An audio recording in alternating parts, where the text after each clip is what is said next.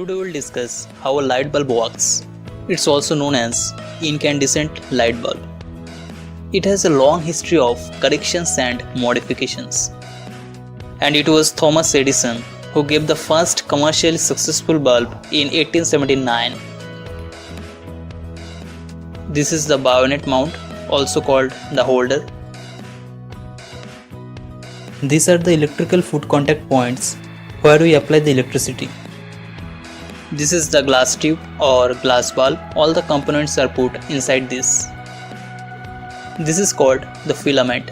Many types of filament were tested with this, from carbon filament to tantalum metal filament and many more. And now we have the tungsten filament.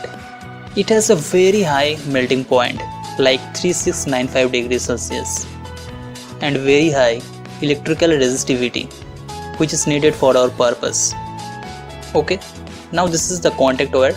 Generally this is made of lead. It makes the circuit completed, and these two wires hold the filament. Generally this is made of molybdenum. And here is a very interesting thing inside this glass tube. The element of this wire is not same as the element of the contact wire. This is different, and this is called Illuminate wires. Now the question is, why is it different? Because on passing current, the thermal expansion of wire and glass should be same. Otherwise glass will break. So we need a material whose thermal coefficient is very close to the thermal coefficient of glass. So that we use the Illuminate wires. It's made of heterogeneous alloy and it has a minimal oxidation property. When we connect power source with the electrical foot contact, current will pass through the coil, that is the tungsten coil. The main feature of tungsten is that when current passes through it, it gets heated, and on heating it emits light. So the idea is, to get more light we need more heat, and to get more heat we need more resistivity in the wire. And from Ohm's law we know the greater length, the greater resistivity. So that this tungsten wire is coiled so that we get a long length in a small place. And the cross-sectional area is also reduced to get more resistance in the coil. And one more important thing, why it gives yellow light? Why not a white light?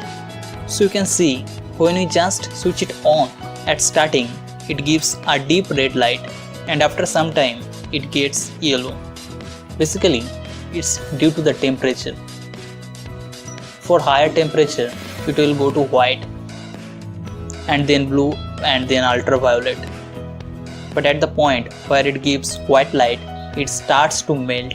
So the manufacturer restricts the temperature below this white point by setting the resistance of the wire. Now the main problem is, when metals are heated, they start to oxidize very quickly. As a result, the tungsten wire doesn't live long. So to prevent the oxidation, oxygen are removed and we replace it with the gases like nitrogen, argon, like this. And one more facility with this light bulb is that it can be operated with any type of voltage source like DC or AC, because here we need the current to flow through the coil irrelevant of the direction of the current. Anyhow, if current passes through it, it will get heated and it will emit light. So this is all about light bulb.